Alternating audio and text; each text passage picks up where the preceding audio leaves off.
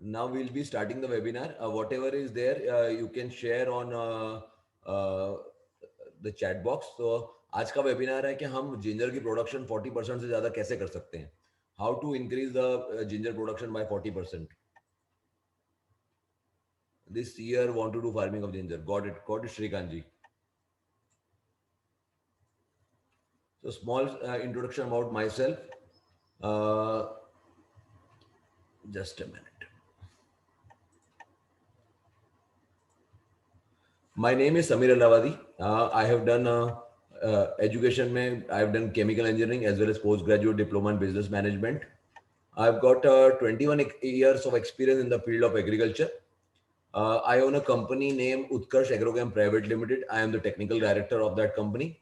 I have worked as a consultant. मैंने as a consultant काम किया है केले में, पपीते में, mango, pomegranate, sugarcane, chiku, guava, vegetables. In vegetables, the ginger is also included in organic farming. I'm a visiting faculty at IIM Jammu and EDI for the students. Our company manufactures a range of agricultural products. I also have another company named Trees Valley Technologies LLP, where we plant trees, transplant trees. Our company, both companies are based in Surat. And to know more details, आप हमारी website www.utkarshagro.com, www.utkarshagrotechagro.com पे आप जान सकते हैं.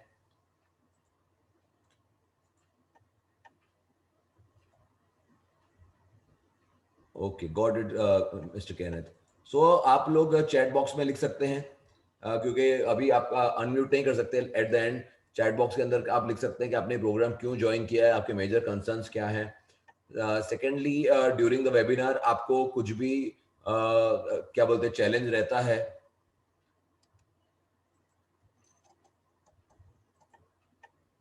आपको कोई भी वेबिनार के दरमियान आपको कोई भी चैलेंज अगर रहता है, कुछ पूछना है, तो आप चैट बॉक्स में लिख सकते हैं. I will be answering every question at the end. जो भी रहता है, अभी मैं चैट बॉक्स बंद कर रहा हूँ और मैं चैट बॉक्स नहीं देखने वाला हूँ. I will be seeing at the end, मैं लास्ट में देखूंगा. तो basic requirement for profitable ginger farming is that कौन सा जमीन, क्लाइमेट और सॉइल कैसा होना चाहिए, ये सब पॉइंट्स हम कवर करेंगे. सोइंग कैसे करना है, न्यूट्रिशनल रिक्वायरमेंट क्या है, इंटर कल्टिवेशन क्या रहेगा, वाटर का पानी का management, paste and disease management और हार्वेस्टिंग और ईल्ड के बारे में, ये सब पॉइंट्स हम कवर करेंगे along with the various nutritional challenges also. So start with climate. तो जो अदरक, जिंजर, आदू, ये सब अलग अलग नाम से जाना जाता है. तो जिंजर जो क्रॉप है वो सबसे अच्छा वार्म और ह्यूमिड क्लाइमेट में होता है. मतलब गर्म भी होना चाहिए और मॉइस्चर वाला भी होना चाहिए. तो ज़्यादातर वो सी लेवल के आसपास में होता है. सी लेवल से लेकर 1500 मीटर एल्टीट्यूड तक होता है, जहां पर बहुत सारा रेनफेड या इरिगेटेड कंडीशन में होता है. मतलब बहुत पानी भी चाहिए, मॉइस्चर भी बहुत सारा चाहिए. सक्सेसफुल क्रॉप के लिए मॉडरेट रेनफॉल जब सोइंग हो रहा हो और जब जब तक बाहर नहीं आता तब तक होना चाहिए.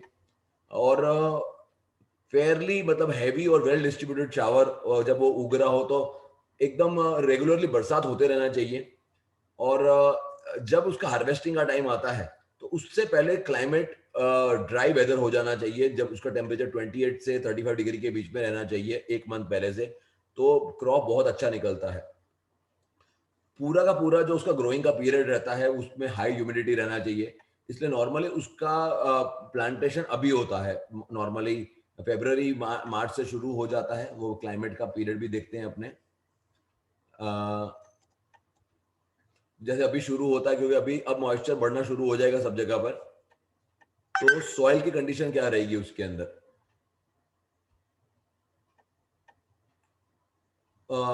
सॉइल के लिए उसको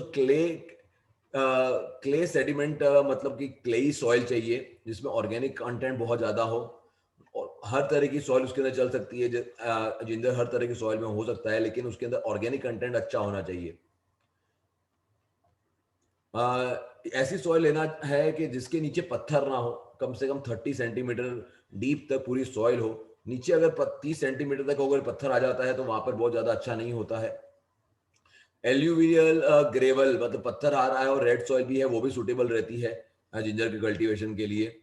जो सॉइल अपने चूज करते हैं तो 1 मीटर तक उसका ड्रेनेज बहुत अच्छा होना चाहिए. अगर पानी इकट्ठा हो रहा है, बहुत डीप ब्लैक कॉटन सॉइल है और वहां पे 1 मीटर तक पानी इकट्ठा हो रहा है, तो वो उसके रूट जोन में आ जाएगा, तो कॉलर रॉट और राइजोम रॉट के चांस बहुत ज्यादा बढ़ जाएंगे। प्रिफरेबली पीएच एसिडिक होना चाहिए, 6 से 6.5 का होना चाहिए, तो ज्यादा अच्छा रहता है। बहुत हैवी ड्रेन्ड सॉइल है तो उसको भी अवॉइड करना चाहिए, क्योंकि उसमें पानी पकड़ के नहीं रखेगा। तो तो जिंजर को ऐसा सॉइल चाहिए कि जिसमें न्यूट्रिशन को पकड़ के रह सके। दूसरा, अगर आपने एक जमीन के अंदर जिंजर पिछले साल कर लिया है, तो सेम लैंड के अंदर वापस से जिंजर नहीं करना चाहिए। सेम फील्ड के अंदर क्रॉप रोटेट करना चाहिए, क्रॉप चेंज करना चाहिए, तो वो ज्यादा अच्छा रहता है। उसका प्रोपोगेशन कैसे करेंगे और सीड रेट कितना सीड चाहिए रहेगा। नॉर्मली जिंजर को लगाने का तरीका ऐसा है कि जो जिंजर का जो पूरा पीस रहता है उसका छोटा छोटा पीस का कट करते हैं, उसको सीड राइजोम बोलते हैं, क्योंकि पूरा पूरा जो हैंड बोलते हैं उसको, दैट इज कॉल्ड राइजोम या सेट बोलते हैं। तो अराउंड 2.5 से लेकर 5 सेंटीमीटर लेंथ वाला होना चाहिए, और अराउंड उसका जो वजन रहता है 20 to 25, 20 से 25 ग्राम होता है। तो 1 से 2 नोड्स, उसकी आंख बोलते हैं हम लोग, वायबल नोड उसके अंदर होना चाहिए जिससे प्रोपोगेट हो जाए। अगर आप प्लेन्स में रोप लगा रहे हैं, जैसे है गुजरात, महाराष्ट्र, साउथ इंडिया, तो वहां पे 600 से 700 किलो प्रति एकड़ चाहिए। और अगर हिली एरिया में लगा रहे हैं तो वो बड़ी साइज का होता है, तो वो 800 kg to 1000 kg पर एकड़ इज रिकमेंडेड। अगर आप खुद अपना सीड लगाना वाले हैं, तो हार्वेस्टिंग करने के बाद में आपको वही राइजोम, मतलब उसी को आपको स्टोर कर लेना चाहिए क्वालिटी के हिसाब से, ताकि नेक्स्ट ईयर आप उसको अच्छी तरह लगा सको। सर, आप टिश्यू कल्चर भी लगा सकते हैं अगर वो अवेलेबल है, तो देर इज नो प्रॉब्लम। मैं अभी प्लांट के बारे में आने ही वाला हूँ, नेक्स्ट स्लाइड है ही उसके बारे में। आप जो भी राइजोम, जो भी आप गांठ ले रहे हो, जो वो डिजीज फ्री होना चाहिए, इन्फेक्शन नहीं होना चाहिए, उसको आप उत्कर्ष फंगफ्री या उत्कर्ष माइक्रोब्स उसके अंदर ट्रीट कर लेना चाहिए। पहले उसका ट्रीटमेंट हो जाना चाहिए, वो फंगल ट्रीटमेंट हो जाता है, बायोलॉजिकल ट्रीटमेंट हो जाता है। उसको फिर शेड के अंदर सुखा देना चाहिए, छाँव में। और फिर उसको बाद में रेती वाले एरिया के अंदर स्टोर कर देना चाहिए। हर महीने उसको आपको चेक करते रहना चाहिए जब आप स्टोर करते हैं, कि उसके अंदर कोई भी सड़ा नहीं हो रहा हो, क्योंकि तो ही वो नेक्स्ट ईयर आपको काम लग पाएगा।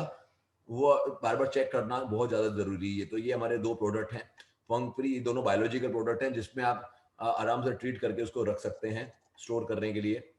अब लगाते समय ट्रीटमेंट करना रहता है, तो उसमें आप ये फंग फ्री का भी ट्रीटमेंट कर सकते हैं, माइक्रोब्स का भी कर सकते हैं, लेकिन यूनिवर्सिटी रिकमेंडेशन है कि आपको सूडोमोनास का करना चाहिए। तो अराउंड 5 ग्राम्स पर लीटर के हिसाब से सॉल्यूशन बनाना है। तो 10 दिन पहले उत्कर्ष सूडोस का ट्रीटमेंट करना चाहिए और उसको शेड के अंदर रखना चाहिए। अगर आप केमिकल ट्रीटमेंट करना चाहते हैं, तो 0.3% मैनकोजेब सॉल्यूशन का भी 30 दिन तक सॉल्यूशन के अंदर रख के 30 मिनट्स के अंदर रख से, तो वो भी आप ट्रीटमेंट कर सकते हैं। सीड ट्रीटमेंट, अगर आप फंगल सीड ट्रीटमेंट करते हैं, तो उसकी वजह से एक तो उसकी डोरमेंसी मतलब बढ़ जाती है, दूसरा जर्मिनेशन के चांस बढ़ जाते हैं। फंगस की वजह से कोई भी आपको प्रॉब्लम नहीं आती है। अभी जैसे आप कहने जी पूछ रहे थे कि टिश्यू कल्चर, कई बार ट्रांसप्लांट को भी टिश्यू कल्चर कहा जाता है, कई लोग ऐसे बोलते हैं। टिश्यू कल्चर तो वो होता है कि जो लेबोरेटरी में बनाया जाए, लेकिन इसका प्लांट बना के भी कर सकते हैं। वैसे कन्वेंशनली ऐसा नहीं होता है, लेकिन ट्रांसप्लांटिंग भी प्रॉफिटेबल माना गया है जिंजर के अंदर। ट्रांसप्लांटिंग करने के लिए एक 5 ग्राम का छोटा सा टुकड़ा लिया जाता है, और उसको क्या बोलते हैं, सिंगल बर्ड का लेते हैं और उसको उगाया जाता है ट्रे के अंदर या प्लास्टिक की थैली के अंदर। अ, वो प्लांट तैयार हो जाता है, तो उसके बाद में उसको 30 से 40 दिन के बाद में ट्रांसप्लांट किया जाता है। उसका फायदा ये रहता है कि हम जितना भी प्लांट कर रहे हैं, उसमें हर एक प्लांट हेल्दी रहता है, डिजीज फ्री रहता है, क्योंकि जो डिजीज वाले होते हैं वो उगते ही नहीं है, और जो स्प्राउट नहीं हुए होते हैं वो भी रह जाते हैं। तो आपका जो गैप रहता है वो बहुत कम रहता है।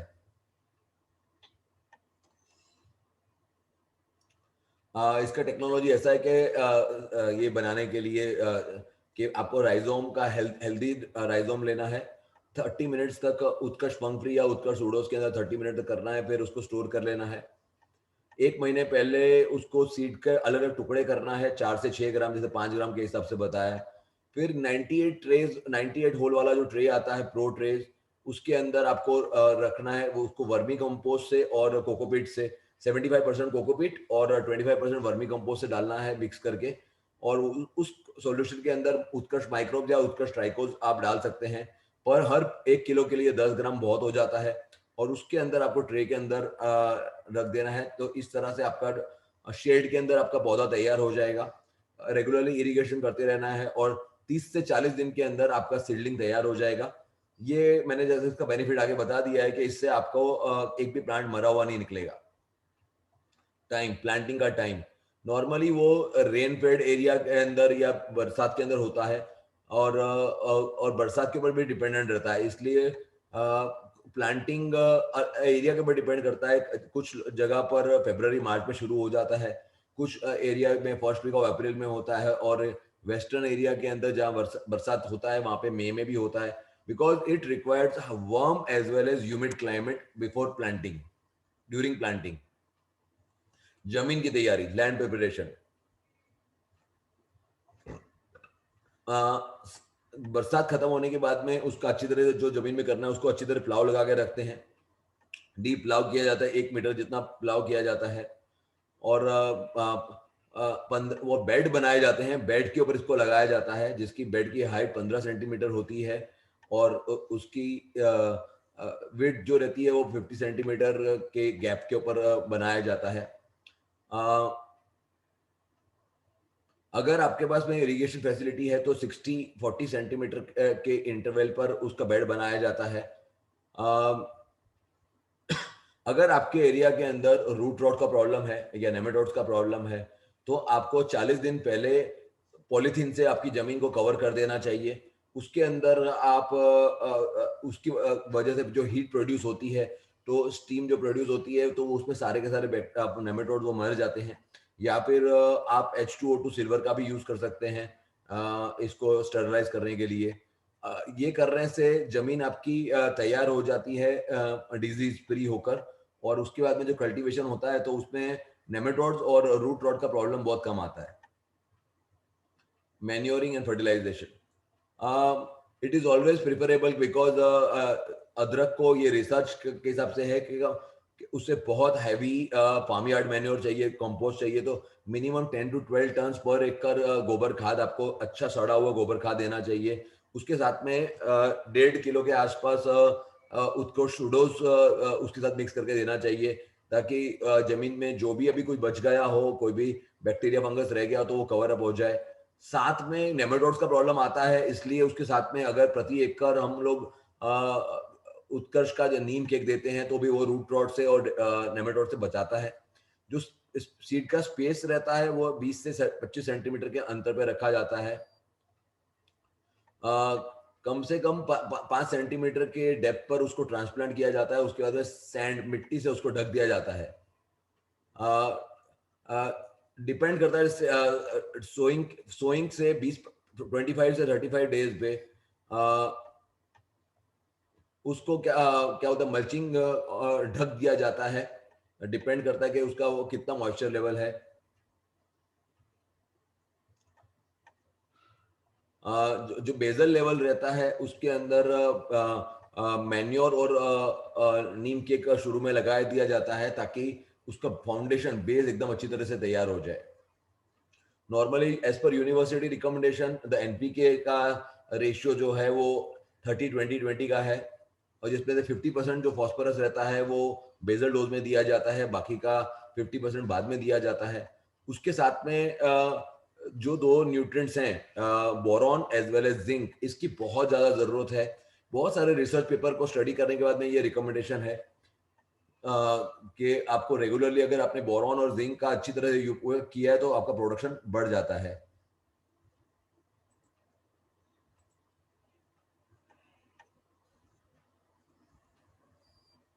ट्रांसप्लांटिंग डिस्टेंस मैंने बता दिया है कि एक बार वापस से मैं स्लाइड दिखा देता हूँ आपको ट्रांसप्लांटिंग की।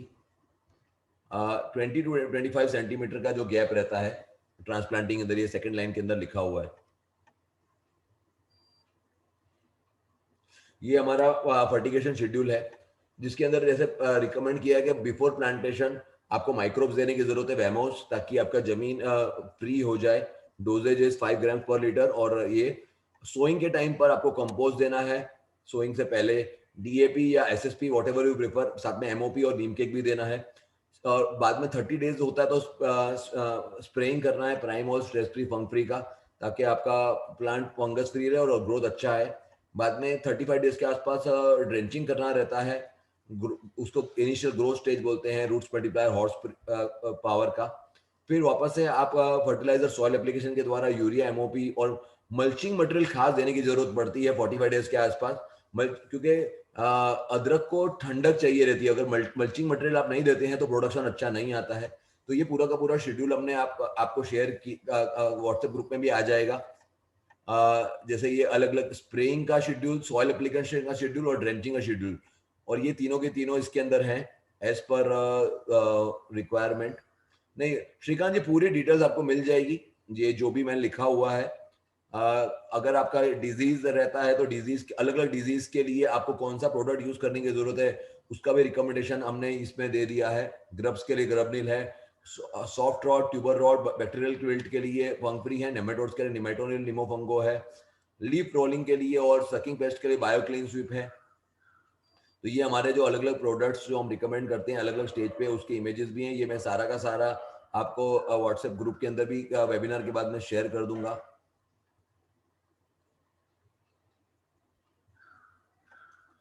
जैसे मैंने बताया कि मल्चिंग 45 डेज के आसपास, जब 45 डेज का होता है, 45 से 90 डेज के बीच में मल्चिंग दिया जाता है। मल्चिंग देने से एक तो जर्मिनेशन, सीड जर्मिनेशन का रेट बढ़ जाता है, दूसरा जो सॉइल मॉइस्चर भी मेंटेन किया जाता है, और जो ऑर्गेनिक भी ऐड होता है मल्चिंग के साथ में। अराउंड 6 से 4 to 6 टन पर एकड़ ग्रीन लीफ का मल्च दिया जाता है, या 2 to 2.5 टन का ड्राइड लीफ मल्च का दिया जाता है। आपके एरिया में जो भी चीज अवेलेबल हो, जैसे कोकोनट लीव्स हैं, ब्रांचेस हैं, बनाना के लीव्स हैं, राइस राइस पैडी के जो बचा हुआ रहता है, कोकोनट पीथ है, शुगर केन का जो शुगर केन काटने के बाद में जो शुगर केन ट्रैश बढ़ जाता है, उन सबको आप एज ए मल्च यूज कर सकते हो। Mulching is a must to get good production in ginger. और वो अराउंड शुरुआत में जब लगाते हैं उसके बाद दे सकते हैं, 45 डेज के आसपास दे सकते हैं, 90 डेज के हिसाब, 45 और 95 डेज के हिसाब से देते हैं तो बहुत अच्छा रहता है। वाटर मैनेजमेंट अच्छी ईल्ड के लिए around 1320 to 1520 rainfall is required. आपने अगर अप्रैल में या मई में प्लांटेशन किया है तो मॉइस्चर आपका जमीन में कितना रहता है, तो 2 से 4 टाइम वाटरिंग करने की जरूरत पड़ती है आपको एक वीक के अंदर। डिपेंड करता है कि कैसा क्लाइमेट चल रहा है आपका। अगर आपका रेन नहीं हो रहा है तो watering interval should be 15 days. Sir soilless cultivation के बारे में मुझे ज़्यादा पता नहीं है, मैंने उसमें काम नहीं किया है, मैंने सॉइल पे काम किया है, इसलिए मैं उसके बारे में ही बता पाऊंगा। फर्टिलाइजर शेड्यूल आप उसको फॉलो कर सकते हैं, जो भी है, लेकिन उसके लिए फर्टिलाइजर भी अलग तरह से रहता है। तो अगर आपका बरसात नहीं गिर रहा है और कैसा मॉइस्चर है, तो उसके डिपेंड पे आपको पानी देते रहना चाहिए। तो मॉइस्चर मेंटेन करना बहुत ज़्यादा ज़रूरी है। अगर हम मॉइस्चर मेंटेन नहीं करते हैं तो जिंजर के प्रोडक्शन के ऊपर असर आता है, बिकॉज जिंजर के अंदर मॉइस्चर बहुत ज़रूरी रहता है। Now weed management is now वापस से एक बहुत इंपॉर्टेंट चीज़ है। नॉर्मली 2 बार कल्टीवेशन करने की ज़रूरत रहती है जिंजर के अंदर उस करने के लिए।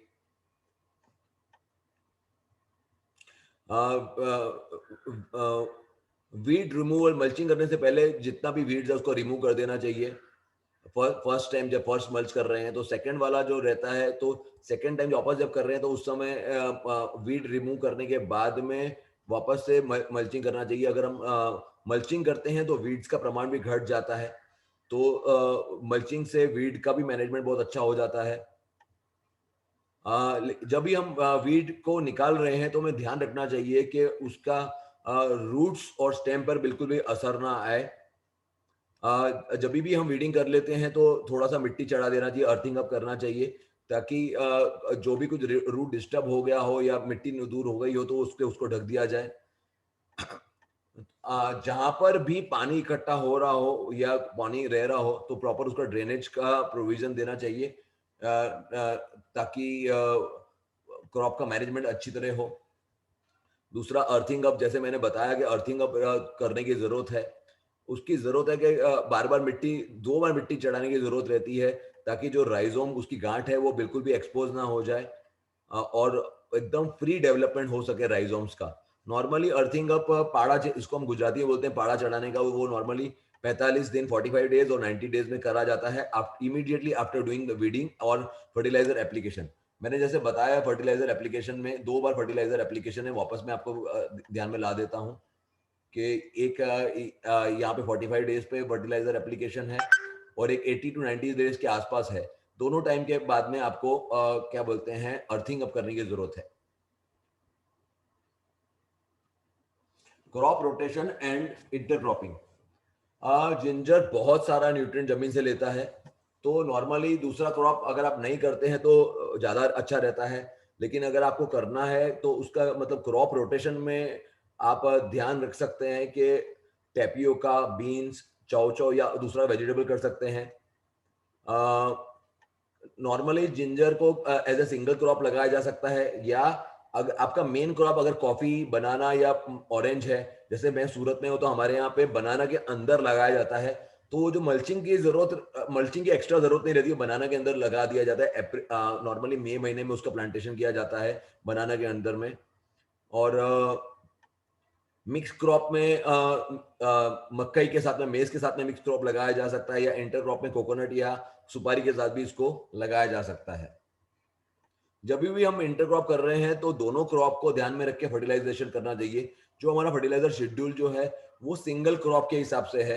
अगर आप डबल क्रॉप कर रहे हैं तो जो मेन क्रॉप जो है आपका, उसको भी फर्टिलाइजेशन उसके हिसाब से आपको देने की जरूरत है। अभी अपने प्लांट प्रोटेक्शन में आते हैं कि कौन कौन सा पेस्ट डिजीज है। तो उसका जो फर्स्ट जो पेस्ट जो उसको डिस्टर्ब करता है वो है शूट बोरर। शूट बोरर के अंदर एक लार्वा उसके अंदर घुस जाता है स्टेम के अंदर, और वो पत्ते को सुखाना शुरू कर देता है। सूडो स्टेम जो होती है वो सूखनी शुरू हो जाती है। अ, वो एक छोटा सा होल बना डालता है उसकी डालियों के अंदर, और उसके बाद में अगर वो कंट्रोल नहीं करते हैं तो पूरा का पूरी उसकी डाली सूख जाती है। उसकी मैनेजमेंट के लिए आप मैलाथियोन 0.1% के हिसाब से और जुलाई अक्टूबर के बीच में आप कर सकते हैं, देख सकते हैं आप सूख रहा है तो क्या कारण है। पहले आपको सिम्टम को देखने की जरूरत है, आपको कंफर्म करने के बाद में उसका आपको स्प्रे करने की जरूरत रहती है। अगर आप ऑर्गेनिक ट्रीटमेंट कर रहे हैं तो आपको इसके लिए नीम ऑयल, हमारा उत्कर्ष का नीमोज सिल्वर, नीमोज गोल्ड से भी ये कंट्रोल हो जाता है। राइजोम स्केल, राइजोम स्केल के अंदर जो जो फीमेल जो रहता है राइजोम, जो स्केल रहता है वो जो क्या बोलते हैं उसके सैप डाली के ऊपर चिपक जाता है, जैसे रुई जैसा या मिलीबग जैसा अपने को दिखता है कि वो मिलीबग जैसा उसके ऊपर हो गया होता है। पहले शुरुआत में जब उसका अटैक रहता है तो व्हाइट कलर का रुई जैसा उसके ऊपर चिपका हुआ दिखता है। अगर बहुत ज्यादा अटैक हो जाता है तो वो जो राइजोम रहता है वो सूखना शुरू हो जाता है पूरा का पूरा। इसकी मैनेजमेंट के लिए आप शुरू में ही शीप का मैन्योर या पोल्ट्री मैन्योर को 2 बार 10 टन प्रति हेक्टर के हिसाब से अगर डालते हैं तो इसका कंट्रोल बहुत ज्यादा अच्छी तरह हो जाता है। या अगर अपने को अटैक आ गया है तो डाइमेथियोर 30% का या फॉस्टलेन का भी ड्रेंचिंग कर सकते हैं।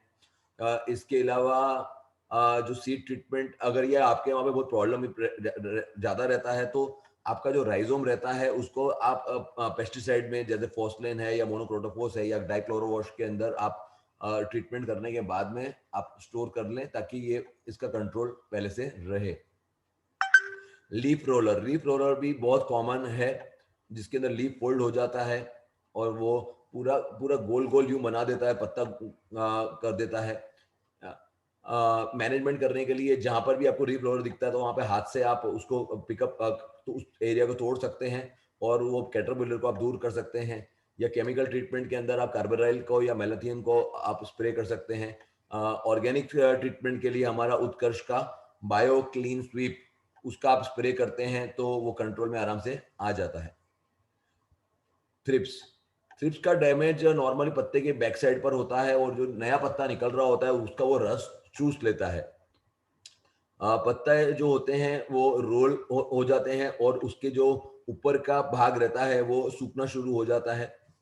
बहुत ज्यादा जब उसके ऊपर अटैक रहता है तो पत्ते के ऊपर विल्टिंग, पूरा का पूरा पौधा सूखना शुरू हो जाता है और मर जाता है। इसकी मैनेजमेंट के लिए आप क्विनालफोस या फॉस्लेन का स्प्रे कर सकते हैं, या बायोलॉजिकल के अंदर उत्कर्ष बायो क्लीन स्वीप 4 ml पर लीटर के हिसाब से स्प्रे करते हैं तो आराम से थ्रिप्स का कंट्रोल आ जाता है। White grubs, white grubs normally जो नाजुक छोटे छोटे एकदम नरम नरम जो राइजोम या रूट रहते हैं उसके अंदर देखा जा सकता है। उसकी वजह से ये पौधा जो है पूरा पीला पड़ना शुरू हो जाता है। ग्रब्स जो हैं वो होल कर डालते हैं, ये आप देख रहे हैं, ये ग्रब्स ने होल कर दिया है राइजोम के अंदर, और उसकी वजह से उसकी मार्केट वैल्यू एकदम कम हो जाती है।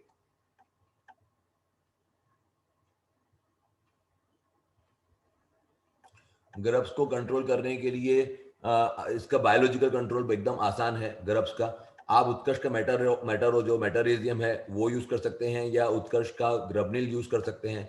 उसको गोबर खाद के साथ में मिक्स करके आप दे सकते हैं जहाँ पे भी ग्रब्स है। नीम नीम केक के साथ में या मिट्टी के साथ में आप दे सकते हैं। इससे तुरंत का तुरंत हो जाता है। शाम के टाइम पे इसका एप्लीकेशन करना है, या फिर इसका ड्रेंचिंग भी कर सकते हैं पानी में मिला के, और ये देने से, मॉइस्चर मेंटेन करने से ग्रब्स का आराम से कंट्रोल हो जाता है। राइजोम फ्लाई, जो राइजोम फ्लाई के जो मैगॉट्स होते हैं जो वो पत्तों को पीला येलो करना शुरू कर जाते हैं और वो उसका सड़ना शुरू हो जाता है। उसकी वजह से विल्टिंग शुरू हो जाती है पौधे की, वो पीला पड़ होना शुरू हो जाता है और वो एकदम सूख जाता है। इसकी वजह से फंगस का अटैक एकदम आसानी से हो जाता है और फंगस भी उसमें लग जाता है। तो उसको अवॉइड करने के लिए आपका जो सीड मटेरियल है वो आपको पहले तो रोग मुक्त लेना चाहिए। उसके बाद में अगर ये आपको राइजोम का ये प्रॉब्लम दिखता है तो उसका मिथाइल पैरोथियोन या डाइमेथियोड का स्प्रे करना चाहिए।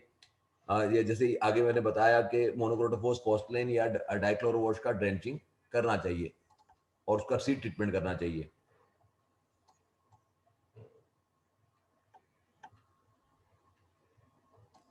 बायोलॉजिकल कंट्रोल मैंने जैसे बताया, ये सब इंसेक्ट्स को कंट्रोल करने के लिए बायोक्लीन स्वीप और निमोज गोल्ड का भी आप आराम से यूज कर सकते हैं।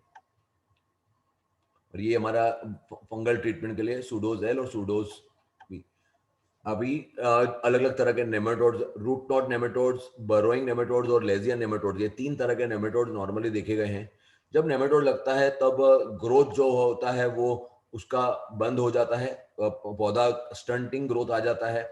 पत्ते पीले पड़ने शुरू हो जाते हैं, उसकी टिलरिंग नहीं आती है, टिलरिंग बहुत कम आती है, पत्तों के ऊपर पूरा का पूरा पिलाश आना शुरू हो जाता है। ये उसके अर्ली सिम्टम रहते हैं। अगर हम उसका जब राइजोम को नीचे से निकाल के देखते हैं तो गोल गोल गांठें उसके अंदर बन गई होती हैं और उसका सड़ाव होना शुरू हो जाता है। जो राइजोम का जो नीचे का पार्ट रहता है वो एकदम काला ब्राउन कलर का हो जाता है, एकदम गीला गीला, पानी के अंदर किसी ने सोखा हुआ हो ऐसा शुरू हो जाता है। ये इस तरह का एकदम सड़ना शुरू हो जाता है। ये नेमेटोड्स के सिम्टम है। तो नेमेटोड्स को कंट्रोल करने के लिए आप निमेटोनिल का यूज कर सकते हैं। निमेटोनिल के अंदर पेसिलोमाइसिस, लिलासिनस, पोचोनिया, कैलमाइडोस्पोरिया, मेटारिज्म, एनिसोप्ली और अलग फंगस हैं। या आप निमेटोज जो जिसके अंदर पेसिलोमाइसिस है, अगर नेमेटोड्स के साथ में आपको फंगस का भी इन्फेक्शन दिखता है तो आप नीमोफंगो का भी यूज कर सकते हैं। सॉफ्ट रॉट, तो सॉफ्ट रॉट के लिए जो जो उसका इन्फेक्शन रहता है वो एकदम कॉलर वाले एरिया से शुरू होता है और वो नीचे से शुरू होकर ऊपर की तरफ जाना शुरू हो जाता है। जो अफेक्टेड जो सूडोस्टेम जो रहती है वो पूरा का पूरा एकदम पानी के जैसा गीला होना शुरू हो जाता है और वो धीरे धीरे करके स्प्रेड होनी शुरू हो जाती है और जो राइजोम रहता है वो नरम होना शुरू हो जाता है। बाद में वो राइजोम का जो इन्फेक्शन है वो रूट्स तक भी पहुंच जाता है। उसके सिम्टम्स के अंदर ऊपर की साइड पर जो पत्ते रहते हैं उसके टिप्स येलो होने शुरू हो जाते हैं, जो धीरे धीरे करके पूरे के पूरे पत्ते को पीला कर डालते हैं, येलो कर डालते हैं। शुरुआत की स्टेज में मिडल पोर्शन का जो नीचे का अपने राइजोम जब देखते हैं तो वो ग्रीन रहता है, लेकिन मार्जिन जो रहता है, धार जो रहती है राइजोम की, वो पीली पड़नी शुरू हो जाती है। तो वो धार से सभी पीले पत्तों की तरफ पीलापन आना शुरू हो जाता है, पत्ता एकदम प्लांट एकदम ढीला पड़ जाता है और प्लांट सूखना शुरू हो जाता है। बैक्टीरियल विल्ट, बैक्टीरियल विल्ट के अंदर जो सड़ा होता है वो कॉलर के आसपास शुरू हो जाता है। सबसे पहला सिम्टम जो पौधा है वो धीरे धीरे एकदम ढीला सा माइल्ड ड्रूपिंग दिखना शुरू हो जाता है, पत्ते जो हैं वो कर्ल होने शुरू हो जाते हैं नीचे की तरफ, पीलापन शुरू हो जाता है लोअर लीव्स के अंदर और धीरे धीरे करके वो ऊपर के लीव्स में जाना शुरू हो जाता है। बाद में अगर एडवांस के अंदर पूरा का पूरा पौधा पीला हो जाता है और उसका विल्ट आना शुरू हो जाता है। अभी सॉफ्ट रॉट में और बैक्टीरियल विल्ट में ये फर्क रहता है कि बैक्टीरियल विल्ट के अंदर आप जब आप निकालते हो उसको और सूंघते हो तो उसमें बहुत गंदा स्मेल रहता है। सॉफ्ट रॉट के अंदर स्मेल नहीं रहता है, तो आपको मालूम पड़ता है कि ये बैक्टीरियल विल्ट है या फंगल विल्ट है। लीव स्पॉट, लीव स्पॉट के अंदर पत्तों के ऊपर ऐसे डॉट डॉट आने शुरू हो जाते हैं, जैसे पानी वो डॉट उस डॉट आने के बाद में जो पत्ते की जो धार होती है वो ब्राउन कलर की होनी शुरू हो जाती है और येलो कलर का पूरा दिखाई देना शुरू हो जाता है। धीरे धीरे करके ये डॉट बड़े होने शुरू हो जाते हैं और पूरा का पूरा पत्ते पीले हो जाते हैं।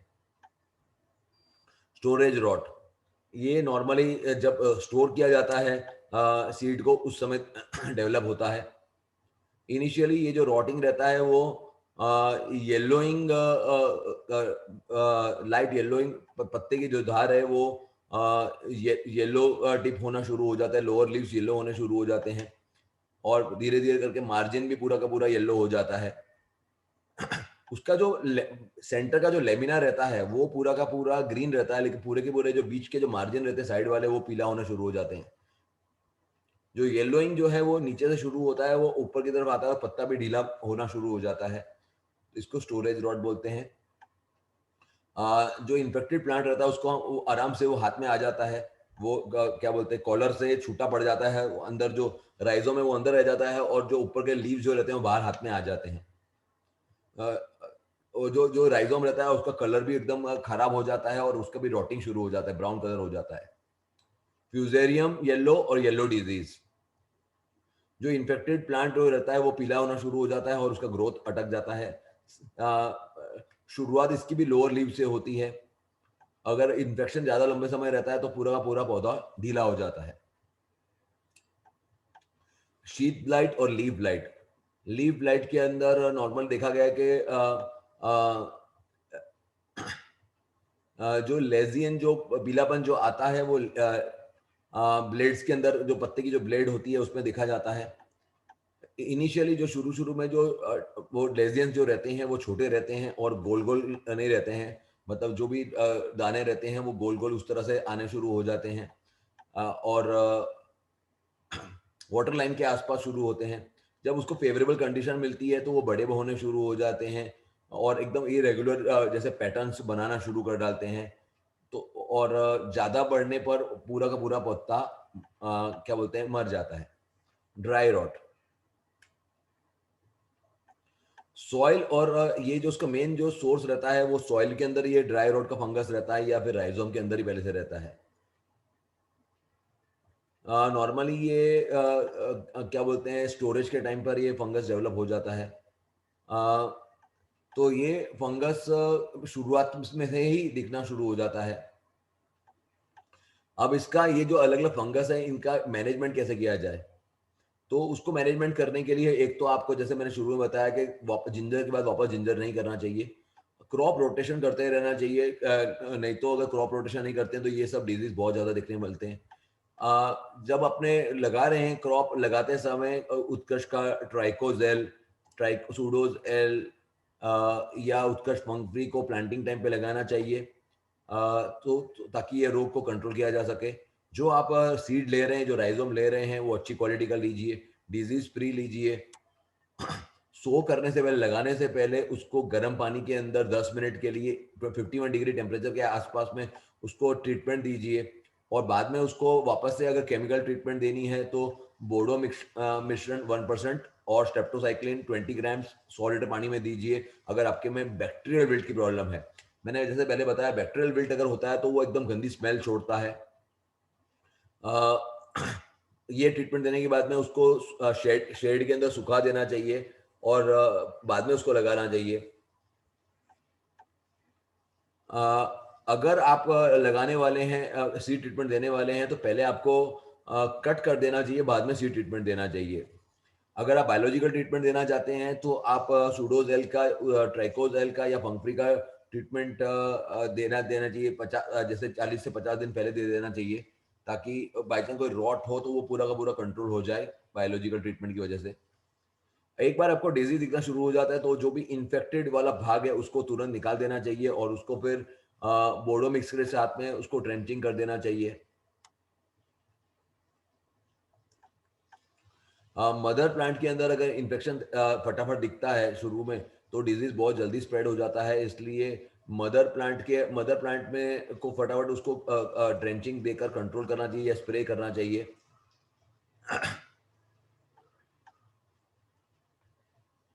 किस किस लेवल का आपका डिजीज डेवलप हो रहा है, उसके हिसाब से आपको कितना फंगिसाइड उसका करना चाहिए। अगर आप प्रिवेंटिव के अंदर बायोलॉजिकल का करते हैं तो कंट्रोल बहुत ज़्यादा अच्छा रहता है, क्योंकि बायोलॉजिकल के अंदर रिजल्ट बहुत लंबे समय तक आपको दिखाई देता है। ये हमारा ट्राइकोजेल और सूडोजेल है जिसका ट्रीटमेंट की मैंने बात करी है।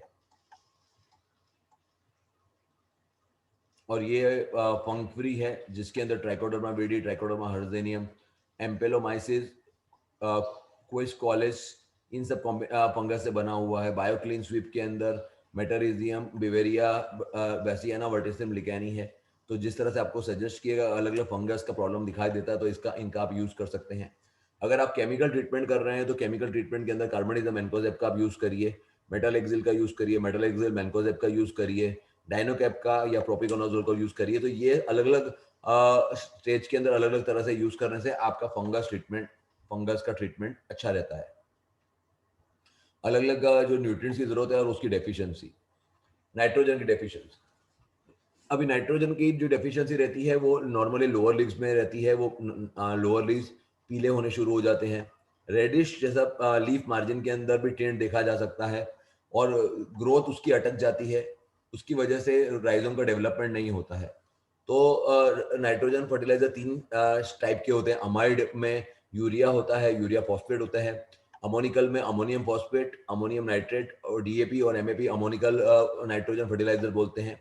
नाइट्रेट के अंदर potassium nitrate 13045, calcium nitrate, ammonium nitrate और मैग्नीशियम नाइट्रेट। जो ये मैंने बोल्ड किए हैं ये सारे फर्टिलाइजर हमारी कंपनी प्रोवाइड करती है। फॉस्फोरस एफिशिएंसी के अंदर नॉर्मली जो लोअर लीव्स रहते हैं वो पर्पल कलर के लीव्स होने शुरू हो जाते हैं। उसकी वजह से जो ग्रोथ है वो रिटार्ड हो जाता है, स्लो हो जाता है। राइजोम का जो टिलरिंग रहता है वो भी नहीं आता है और वजन नहीं आ पाता, वेट आपको नहीं मिलता है उसके अंदर। नॉर्मली इसका जो फॉस्फोरिक का जो फर्टिलाइजर रहता है तो वो SSP, single super phosphate, TSP, DAP, ये बेसल डोज में दिए जाते हैं। जैसे अपने रिकमेंडेशन में एसएसपी और डीएपी का दोनों को दिया हुआ है।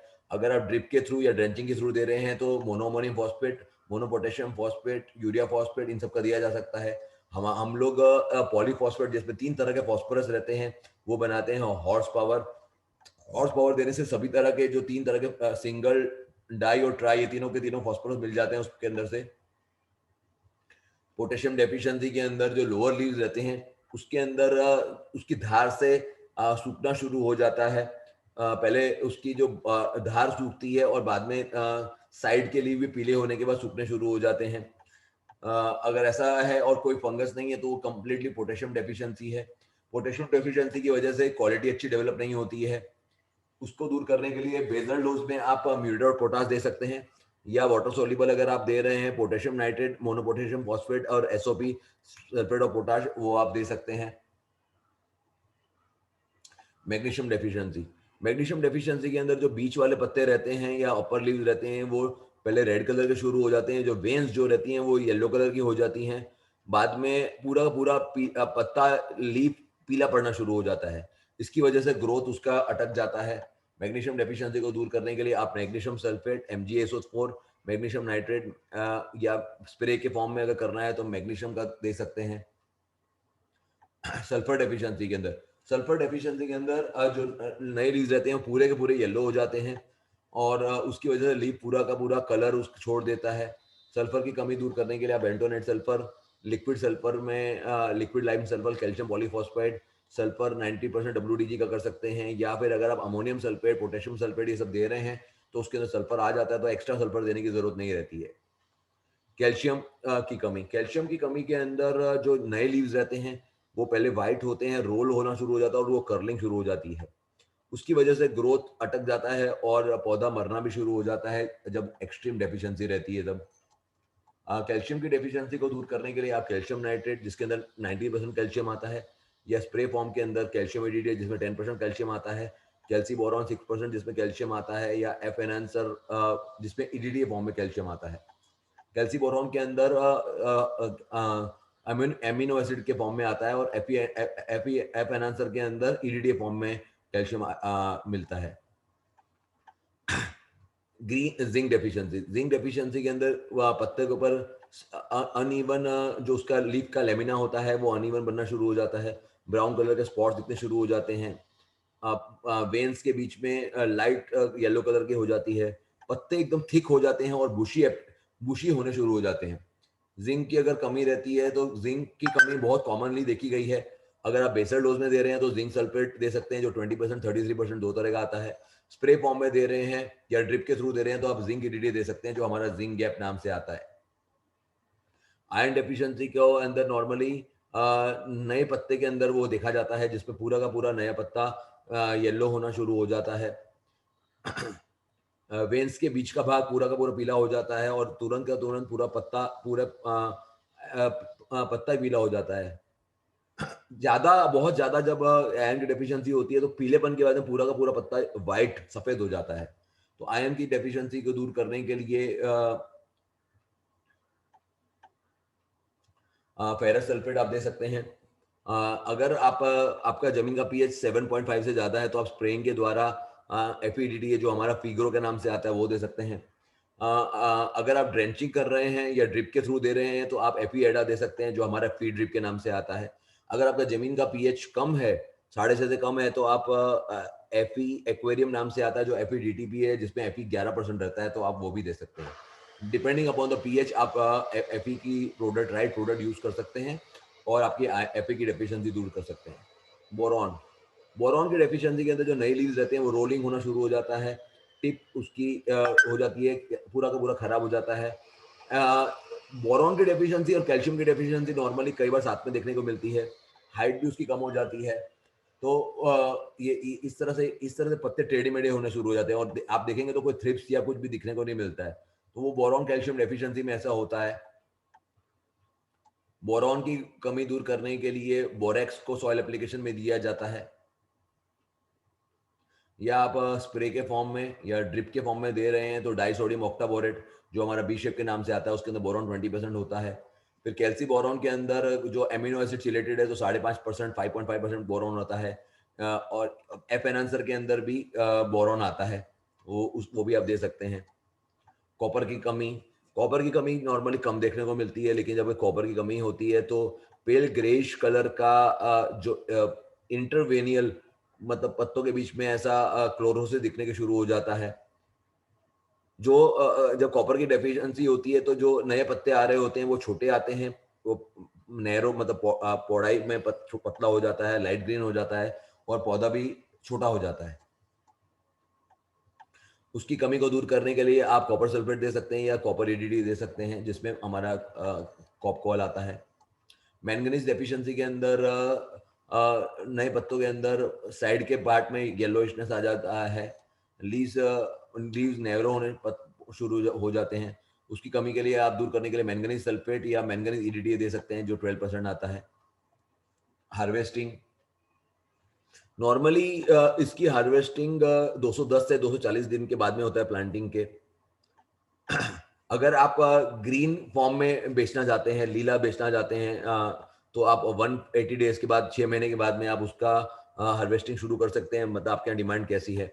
लेकिन आपको उसका सूंठ बनाना है, ड्राई जिंजर बनाना है, तो जब तक पूरी पूरी तरह से मैच्योर नहीं होता है तब तक आपको उसको बाहर नहीं निकालना चाहिए। जब फुली मैच्योरिटी के लिए जो नए जो पत्ते रहते हैं वो पहले पीले पड़ने शुरू होते हैं और धीरे धीरे करके वो ड्राई हो जाते हैं। 1 महीना पहला आपको उसका पानी बंद कर देना चाहिए हार्वेस्टिंग से पहले, और उसके बाद में फावड़े की मदद से खोदने के बाद में उसका पूरे के पूरे लम्स को बाहर निकाल दिया जाता है। बहुत बड़े स्केल पर अगर आपका कल्टीवेशन है तो आप ट्रैक्टर या पावर टिलर की मदद से या हार्वेस्टर की मदद से आप हार्वेस्टिंग कर सकते हैं। जो ड्राई लीव्स, रूट्स और जो सॉइल उसको लगी हुई होती है उसको मैन्युअली नॉर्मली दूर किया जाता है।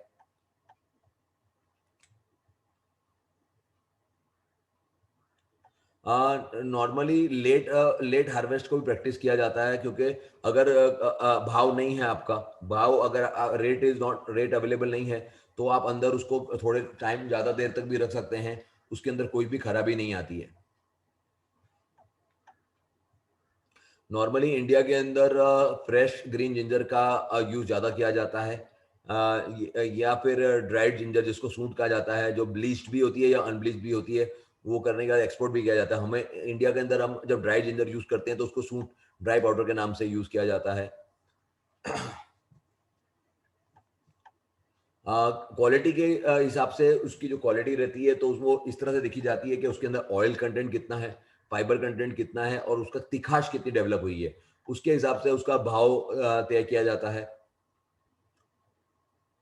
कितनी क्वांटिटी है मतलब राइजोम के अंदर, वो फर्स्ट हार्वेस्ट के टाइम पर उसको देख लिया जाता है और उसके हिसाब से ही आपको रेट मिलता है। नॉर्मली जो यील्ड रहता है वो 6 से 10 टन प्रति एकड़ रहता है, या ड्राई जिंजर अगर आप निकालते हैं तो वो इससे 16 से 25% आता है जो ग्रीन जिंजर की कंपैरिजन में।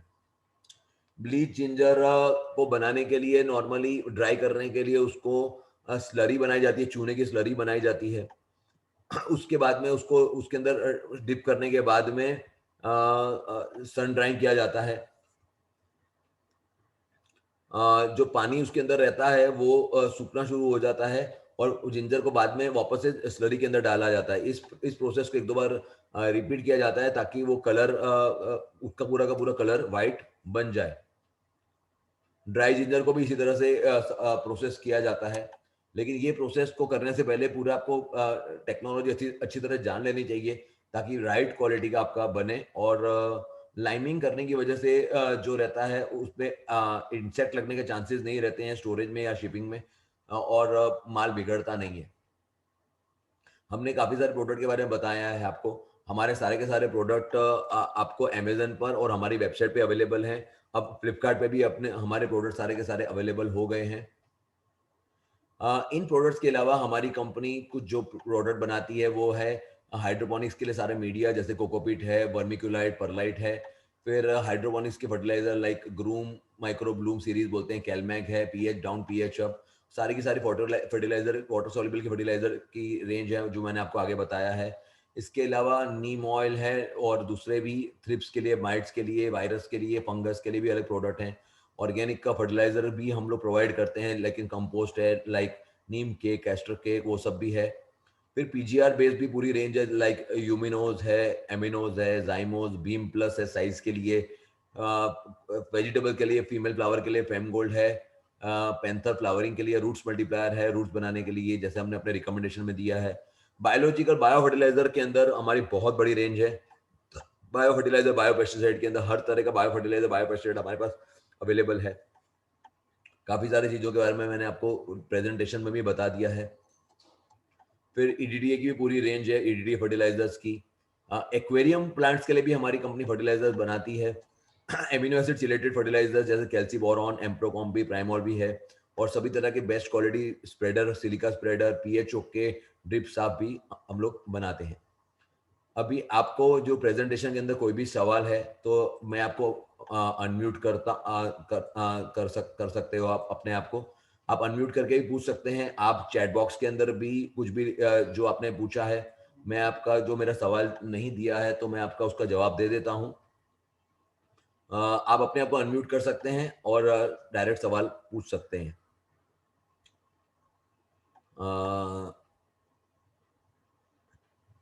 जैसे आपने पूछा, आप आराम से इसका टिश्यू कल्चर यूज़ कर सकते हैं अगर आपको टिश्यू कल्चर मिल रहे हैं तो। जैसे पूरा मैंने प्लांट बनाने के बारे में तो बता दिया कि प्लांट बना सकते हैं। प्लांटिंग डिस्टेंस के बारे में मैंने आपको बता दिया, उसके बारे में। Please provide the details. Shrikant ji, आपने कौन सी डिटेल माँगी है? दिस ईयर, अच्छा, श्रीकांत जी आपको पूरा डिटेल तो मैंने दे ही दिया है। Deepak Deepak ji, let me know whether recommendations जो हैं वो फर्टिलाइजर रिकमेंडेशंस आपके चल सकते हैं, लेकिन सॉइललेस मीडिया के अंदर मैंने काम नहीं किया, मुझे पता नहीं है, लेकिन उसके अंदर क्या बोलते हैं, जो मीडिया का जो फर्टिलाइजर रहता है आप उसको डाल के आराम से कर सकते हैं। कोई नेटपॉट के अंदर वो पूरी थियरी अलग रहती है, उसके अंदर आपको खाली इतना जानना रहता है कि कौन सा फर्टिलाइजर का कितना पीपीएम की जरूरत रहती है, वो उसके ध्यान में रख के आप आराम से जो सॉल्यूशन बनाते हैं, मीडिया बनाते हैं, आराम से। जिंजर बहुत अच्छा होता है सॉइललेस मीडिया के अंदर, मुझे पता है उसके बारे में। आप अनम्यूट कर सकते हैं और पूछ सकते हैं। You all can unmute and you can ask question. Even I can reply in English also.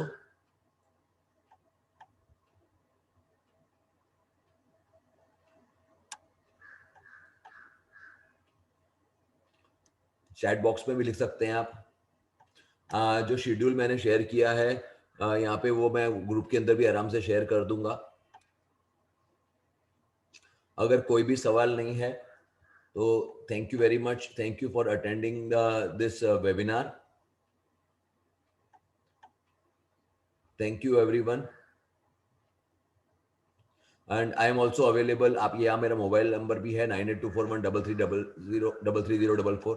आप मुझे डायरेक्ट व्हाट्सएप भी कर सकते हैं फोटोग्राफ के साथ, आप ग्रुप में भी डाल सकते हैं, और क्या बोलते हैं, आप कॉल भी कर सकते हैं कुछ अगर डिस्कशन करना हो तो। Thank you everyone.